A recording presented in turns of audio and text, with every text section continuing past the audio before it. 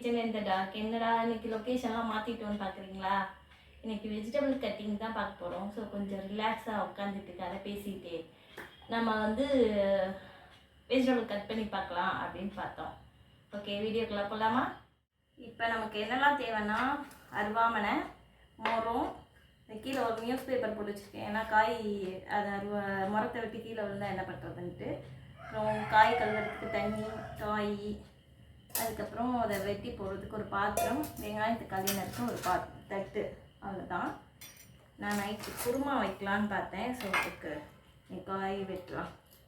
நம்ம காலிஃப்ளவர் பார்த்துக்கோல, ஏற்கனவே சொல்லியிருக்கேன், ஒரு கூடைக்குள்ளே இருக்க மாதிரி இருக்கும் அப்படின்ட்டு.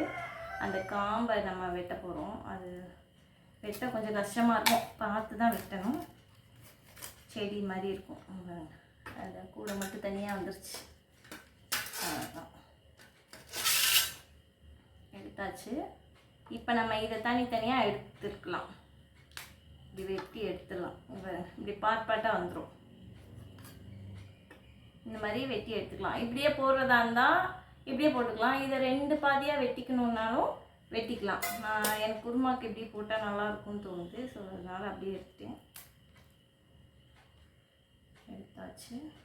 இந்த நீளமான ஒரு காம்பு மாதிரி இருக்கும். அதை தொட்டு பார்த்தோன்னா ஒரு குட்டி மரத்தை நம்ம கையில் வச்சுருக்க மாதிரியே ஒரு ஃபீல் ஆகும். அதுதான், இது ரொம்ப பெருசாக இருக்குது. ஸோ அதை வந்து இப்படி வெட்டிக்கிறேன். இதில் புழுவெல்லாம் இருக்கும். அதுக்கு என்ன பண்ணணும்னா, சுடு தண்ணியில் உப்பு மஞ்சள் போட்டு நல்லா கொஞ்சம் கொதிக்கிற தண்ணியாக வச்சுக்கணும். அதில் போட்டு எடுத்தோன்னா புழுவெல்லாம் மிதந்துடும். தனியாக சேர்த்து அப்படியே மிதந்துடும். அவ்வளோதான். இப்போது எனக்கு குருமாக்கு இது வந்து ஒரு பஞ்ச் மாதிரி இருந்துச்சு. அதை 2ஆக வெட்டி அதை 4ஆக வெட்டியிருக்கேன்.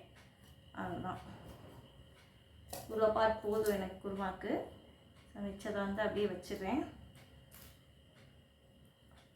அடுத்ததாக முள்ளங்கி எப்படின்னா, அந்த காம்பாக இருக்குன்னு சொல்லியிருக்கேன், அந்த இடத்துல கொஞ்சம் கேப் விட்டு இப்படி வெட்டி இந்த இதை மட்டும் எடுத்துட்டு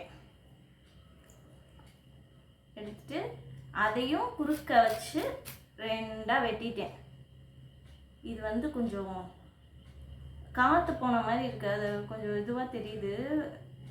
இது வெட்டும்போது பார்த்திங்கன்னா நல்லா சாஃப்டாக இருக்கும். இது தோலை வந்து சீச்சு எடுக்கிறேன், பீல் பண்ணுறேன். அழகாக வரும். இதுலேயுமே நீங்கள் தொட்டு பார்த்தீங்கன்னா தோல் நம்ம எந்த இடத்துலலாம் பீல் பண்ணியிருக்கோம், எந்த இடத்துல பீல் பண்ணாமல் விட்டுருக்கோம் அப்படிங்கிறது நல்லா தெரியும். பீல் பண்ணியாச்சு.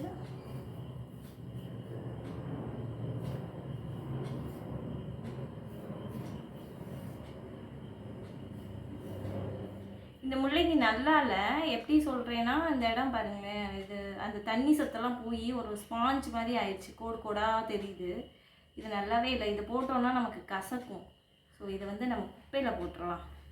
ஏன்னா இது வந்து யூஸ் பண்ணால் நல்லா இருக்காது. நான் வேறொரு முள்ளங்கி எடுத்து நறுக்கி பார்த்தேன். இது எப்படி இருக்குன்னா, வலுவலுன்னு நல்லா இருக்குது பாருங்க.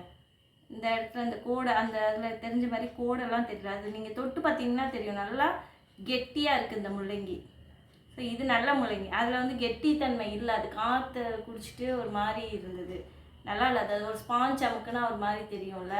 இந்த லெமன்லாம் ஜூஸ் பண்ணிவிட்டு உள்ளதை தொட்டு பார்த்தோன்னா எப்படி இருக்கும், அந்த மாதிரி இருக்குது இதில். ஸோ அது வேணாம் நமக்கு. அதை குப்பையில் போட்டாச்சு. அடுத்த முள்ளங்கி எடுத்து இப்போ நம்ம வெட்ட ஆரம்பிச்சிட்டோம்.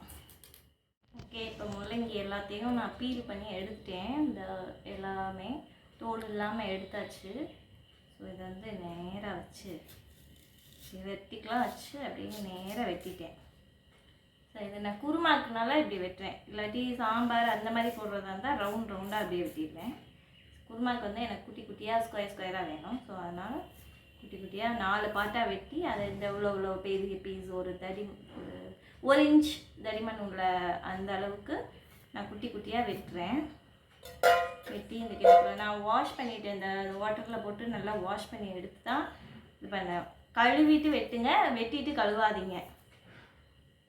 இப்போ வந்து எனக்கு அருவாமனை வந்து கீழே வச்சு வெட்டும்போது நல்லா கம்ஃபர்ட்டாக இருக்குது. ஏன்னா அது மேலே ஒரு காலை வச்சுட்டு உட்காந்துட்டு கம்ஃபர்ட்டாக வெட்டுறனால எனக்கு டக்குன்னு வெட்ட வருது. குட்டி குட்டி பீஸாக வெட்டியாச்சு. அவ்வளோதான், முடிஞ்சிச்சு. அவ்வளோதான், இந்த முள்ளங்கி ஃபுல்லாக வெட்டியாச்சு. அடுத்து கொத்தவரங்காய். இது மிக்ஸ்டு வெஜிடபிள் போட்டு நான் குருமா செய்ய போகிறேன். ஸோ அதனால் சப்பாத்திக்கு அது நல்லாயிருக்கும். இதை 4 கொத்தவரங்காய் எடுத்துருக்கேன். 4 கொத்தவரங்காயும் ஒன்றா வச்சு ஒரே மாதிரி அடுக்கிக்கணும். நம்ம அடுக்கிக்கிட்டோம்னா சேமாக இருக்கும். ஸோ அதை அப்படியே வச்சு குட்டியாக இந்த முன்னாடி இருக்க காம்பு மட்டும் வெட்டி எடுத்தாச்சு. அதுக்கப்புறம் பின்னாடி இருக்க காம்பு வந்து முன்ன பின்ன இருக்கும், நம்ம பார்த்து தான் ஒன்று ஒன்றா வெட்டிக்கணும். இந்த ஒன்று வெட்டிட்டேன். அடுத்து 2வது ஒரு இதை தலைகீழ வச்சிட்டேன், அதை நேராக்கி வெட்டியாச்சு.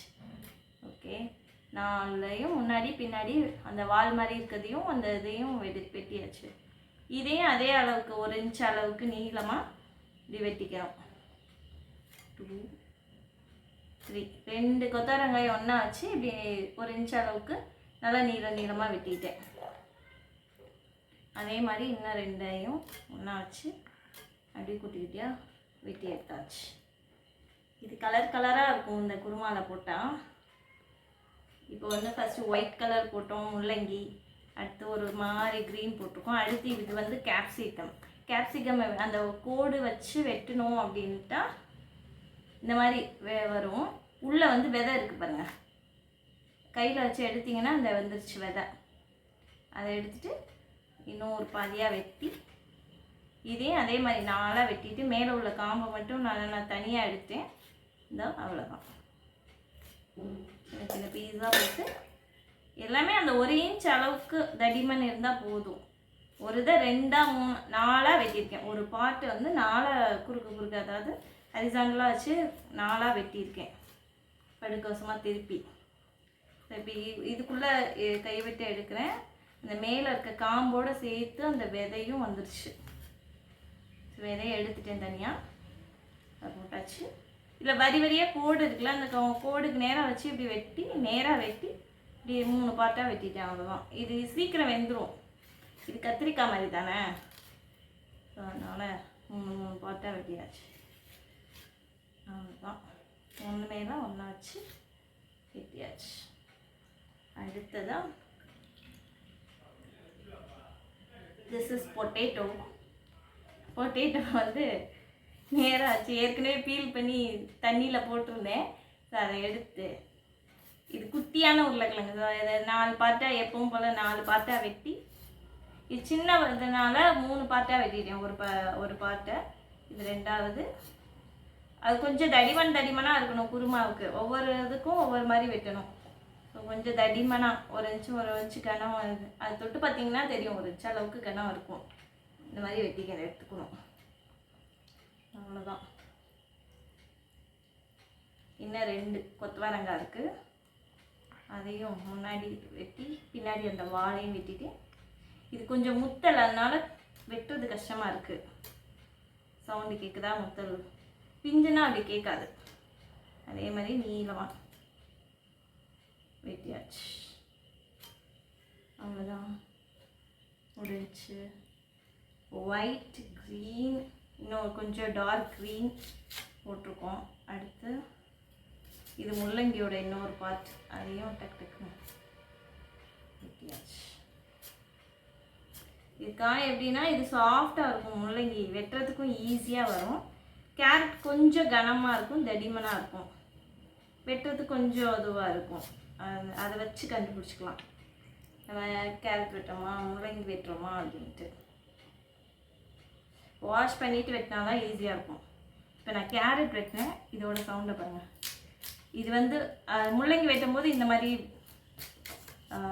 பிரேக் ஆகலைல்ல, இது அப்படியே பிரேக் ஆகும், வெடிக்கிற மாதிரி இருக்கும். அது கேரட் வெட்டும் போதே அந்த ஸ்மெல் வருது, கேரட்டோட ஸ்மெல்லு. இதை 4 பார்ட்டாக அதே கணத்துக்கு வெட்டிட்டேன். அவ்வளோதான்.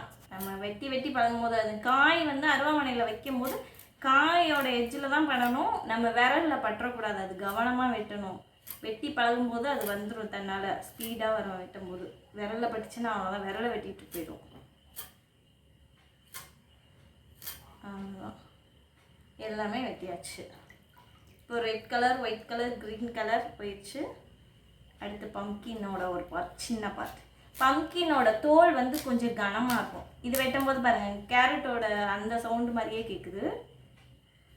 இதில் நடுவில் உள்ள அந்த விதையெல்லாம் நான் எடுத்துட்டு தண்ணியில் வாஷ் பண்ணி வச்சுருக்கேன். ஸோ அதையும் கேட்குதுல சவுண்டு, அதையும் அதே மாதிரி குட்டி குட்டியாக ஒரு இன்ச் கனத்துக்கு ஊற்றிக்கிறோம். கீழே விடுது. இது போதும், அந்த குருமாவுக்கு இவ்வளோ காய் போதும். ஒரு 5 பேர் 6 பேர் சாப்பிட்லாம். இதில் இன்னும் தேங்காய் போடணும், அதெல்லாம் இருக்குது. ஒவ்வொன்றுக்கும் ஒவ்வொரு மாதிரி நம்ம வெட்டிக்கணும். இது காலிஃப்ளவர் மட்டும் நான் தனியாக எடுத்துட்டேன். இது ஏன்னா சுடு தண்ணியில் போட்டு லைட்டாக வாஷ் பண்ணி எடுத்துகிட்டு தான் அதை கூட சேர்த்துக்குவேன். ஸோ இந்த வெஜிடபிள்ஸ் எல்லாம் சேர்க்கும்போது இந்த ஒரு கிண்ணம், ஓரளவுக்கு ஒரு கிண்ணம் ஃபுல்லாக வந்துருச்சு. அவ்வளோதான், இதை தனியாக வச்சுக்கலாம். அதுக்கடுத்து வெங்காயம் நறுக்கிக்கலாம். வெங்காயத்தோட மேலே உள்ள முடிச்சை வெட்டிட்டு பின்னாடி இருக்க வால் அதையும் வெட்டிட்டோம்னா, இந்த குடிமீ மாதிரி இருக்குல்ல, அதை வெட்டிட்டோம்னா அழகாக வந்துச்சு. அதோட ஒரு லேயர் அப்படியே தனியாக வரும். அதை வெட்டி எடுக்கும்போதே அது தனியாக வந்துடும். சம்டைம்ஸ் தோல் வரலைன்னா ஒன்றும் கவலைப்படாதீங்க. தண்ணியில் போட்டிங்கன்னா அது தனியாக ஊறி வந்துடும். அது லைட்டாக நல்லா தேய்ச்சி கழுவுனீங்கன்னா வச்சுக்கோங்க, தோல் மட்டும் தனியாக வந்துடும். இது என்ன பண்ணுறேன்னா இப்படி நேராக வெட்டிட்டேன். இந்த கேரட் மாதிரியே இப்போ இதுவும் வெடிக்கிற மாதிரி ஒரு சவுண்ட் கேட்டுச்சுல, அது பிரேக் ஆகும். அது வந்து நல்லா ஃப்ரெஷ்ஷான கையில் தான் அந்த சவுண்டு வரும். இப்போ வந்து நல்லா தின் ஸ்லைசஸாக நேராக அப்படியே வச்சு வெட்டுறேன். குறுக்கெல்லாம் வெட்டலை, நான் நேராக தான் வெட்டுறேன். எல்லா வெங்காயம் ஒரு பார்ட், ஒரு வெங்காயத்தை 2ஆக வெட்டி அதை குட்டி குட்டி குட்டியாக நேராக வெட்டி அதை எல்லாத்தையும் ஒரே சேமாக ஒழுங்காக பிடிச்சிக்கணும். ஒழுங்காக பிடிக்காட்டி இப்படி வராது. இதை வெட்டிட்டு அழகாக குட்டி குட்டியாக வந்துச்சு பாருங்க, நீளமாக அழகாக வந்துச்சு. இதை பார்த்துட்டு அவங்களுக்கு சொல்லி கொடுங்க இந்த மாதிரி வெட்டணும் அப்படின்ட்டு. அப்போ தான் அவங்களுக்கு புரியும். தொட்டு அந்த ஷேப்லாம் தொட்டு காமிச்சிங்க அப்படின்னா அதோட எவ்வளோ கனம் இருக்குது, அது எந்த ஷேப்பில் இருக்குன்னு அவங்களால ஃபீல் பண்ணிக்க முடியும். அந்த மாதிரி தொட்டு ஒரு தடவை நீங்கள் ஹெல்ப் பண்ணி கொடுத்துட்டிங்கன்னா அவங்களுக்கு ஈஸியாக இருக்கும். நெக்ஸ்ட் வந்து உங்களுக்கு கேட்கவே மாட்டாங்க. அவங்க ஒரு ஒன்ஸ் பழகிட்டாங்க அப்படின்னா அவங்கள டிபெண்ட் பண்ணவே மாட்டாங்க, அவங்களாவே எல்லாமே பண்ணிக்குவாங்க. குருமா, பிரியாணி இந்த மாதிரி இடத்துக்கெல்லாம் இப்படி தான் வெட்டணும். குட்டி குட்டியாக நீளமாக அப்படி தான் வெட்டுவாங்க எங்கள் அம்மா. ஸோ எங்கள் அம்மா சொல்லி கொடுத்த மாதிரி நான் வெட்டிட்டேன். எங்கள் அம்மா இன்னுமே தின்னாக லேசாக வெட்டுவாங்க. அடுத்ததாக நம்ம வந்து தக்காளியை வெட்ட போகிறோம். அதையும் அதே மாதிரி நேராக வெட்டிட்டு இந்த நடுவில் ஒரு குழி மாதிரி இருக்கும்னு சொன்னேன்ல, அது தொட்டு பார்த்திங்கன்னா நல்லா தெரியும். அந்த இதை மட்டும் மேலே வெட்டி எடுத்துட்டு தின் ஸ்லைஸாக ஏன் வெட்டுறேன்னா அது வந்து ஈஸியாக வெந்துடும். எவ்வளோ தின்னாக வெட்டுறோமோ அவ்வளோ சீக்கிரமாக வெந்துடும். ஸோ அதனால தான் அவ்வளோ தின்னாக வெட்டிகிட்ருக்கேன் நான். எனக்கு வெட்டுறதுக்கு தான் டைமே எடுக்கும். பாருங்க எவ்வளோ தின்னாக இருக்குது. ஸோ அவ்வளோ தின்னாக வெட்டணும். கொஞ்சம் பெருசாக போடலாம், பட் எனக்கு அது பிடிக்காது. என் பசங்களாம் தக்காளி தோல் இருந்தால் சாப்பிட மாட்டானுங்க. இதெல்லாம் அப்படியே கரைஞ்சி போயிடும். அதனால் அப்படி வெட்டியாச்சு. வதக்கும் போதே வெட்டிடும். சரி, அது வந்து குழஞ்சி தனித்தனியாக வந்துடும். இந்த பாருங்கள், இந்த குழி தெரியுதா? தொட்டு பார்த்திங்கன்னா தெரியும், நல்லா தொட்டு பாருங்கள். அந்த இடத்துல குழி தெரியும். அந்த இடத்த மட்டும் இப்படி வி ஷேப்பில் வெட்டினோன்னா அது மட்டும் தனியாக இப்படி வந்துடும். அவ்வளோதான். அதுக்கப்புறம் குட்டி குட்டியாக நீங்கள் வந்து வெட்டுறது வந்து வெட்டி பழகுனாலாம் வரும். ஃபஸ்ட்டு எடுத்தோடனே தின் ஸ்லைஸாலாம் வராது. ஏன்னா அது ரொம்ப குட்டி குட்டியாக பக்கத்தில் வெட்டணும். அது நம்ம வெட்டி பழக்கும்போது தான் வரும். ஃபஸ்ட்டு நீங்கள் எல்லாமே சைட்டட் பர்சன் கிட்ட உங்களுக்கு யார் கம்ஃபர்ட்டாக இருக்காங்க ஃபஸ்ட்டு அதை பார்த்து அவங்கக்கிட்ட சொல்லி அவங்க கோவப்படாமல் அவங்க சொல்லித்தராங்க அப்படிங்கிற பட்சத்தில் அவங்கள்ட்ட சொல்லி அழகாக கற்றுக்கோங்க. இதுவும் நல்லா தின்னா வெட்டியாச்சு. அவ்வளோதான், வெட்டியாச்சு. எனக்கு வெஜிடபிள்ஸ் கட் பண்ணால் தான் டைமே ரொம்ப எடுக்கும். சமைக்கிறது கூட டக்கு டக்கு டக்குன்னு சமைச்சிடுவேன். நான் இப்படியே உட்காந்து பொறுமையாக ஒன்றொன்னையும் சைஸ் பார்த்து வெட்டிகிட்டே இருப்பேனா. இது குருமாக்குனால கொஞ்சம் பெருசாக வெட்டிட்டேன். அதனால் அது கொஞ்சம் டைம் எடுக்கலை. பொரியலுக்கெலாம் வெட்டினேன்னு வச்சுக்கோங்களேன் பயங்கர டைம் இருக்கும். இது க்ரீன் சில்லி. இது எப்படின்னா குட்டியாக இருக்குது, நீளமாக இருக்கும், குண்டு குண்டாக இருக்கும், அந்த மாதிரி இருக்கும். இதுக்கும் கத்திரிக்காய் மேலே இருந்துச்சு பார்த்தீங்களா, ஒரு கேப் மாதிரி, அதுக்கு மேலே ஒரு காம்பு மாதிரி, கொடை கம்பி மாதிரி. ஸோ கொடையை இமேஜின் பண்ணிங்கனாவே கொடையை தழகிதாக பிடிச்சி வெளியில் கம்பி இருக்க மாதிரி பார்த்தீங்கன்னா அது அந்த ஃபீல் வரும். இருந்தது இது நல்ல கெட்டியாக இருக்குது, உள்ளே நல்லா விதை இருக்குது. ஸோ இது காரமாக இருக்கும். விதை குண்டு குண்டாக இருக்கிறதுல அவ்வளோவா காரம் இருக்காது. அது சதை மட்டும்தான் இருக்கும். இந்த குடை மிளகா காட்டினேல அது மாதிரி தான் சதை மட்டும்தான் இருக்கும், விதை ரொம்ப இருக்காது. இதில் காரம் இருக்கும். இதில் அந்த விதை நிறையா இருக்கும். ஸோ இதெல்லாம் நம்ம வெட்டி போட போகிறதில்ல, கிரைண்ட் பண்ணத்தான் போகிறோம். அதனால் மிக்ஸி ஜாரை எடுத்து அது உள்ளே போட்டுக்கிறேன். எவ்வளோ காரம் தேவையோ அவ்வளோ காரம் நம்ம பச்சை மிளகா தான் போடணும். இது இந்த ஒயிட் குருமான்னு சொல்லுவாங்கள்ல, மிக்ஸ்டு வெஜிடபிள் போட்டு அந்த குருமாக்கு.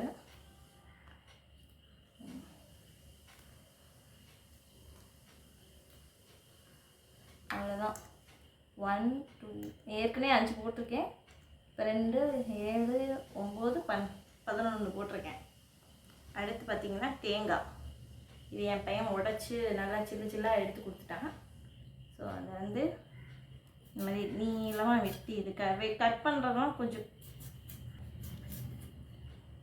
இப்படி குட்டி குட்டியாக வெட்டும்போது ஒவ்வொன்றும் வெட்டும்போது ஒவ்வொரு மாதிரி சவுண்டு வரும். இதை இப்படி குட்டி குட்டியாக பல்லான்னு சொல்லுவாங்க, இப்படி குட்டி குட்டியாக வெட்டிடணும். இது இப்படி வெட்டி போட்டோம்னா நமக்கு மிக்சியில் சீக்கிரம் அரைஞ்சிரும். இதோட பெஸ்ட்டு துருவி போடலாம். ஸோ இதை நான் ஒழுங்காக உடைக்காமல், அது முத்தின காய் இது கொஞ்சம், அதனால் அப்படியே உடைக்கும் போதே தனித்தனியாக வந்துருச்சு. இப்படி குட்டி குட்டியாக வெட்டி போட்டுருவோம்.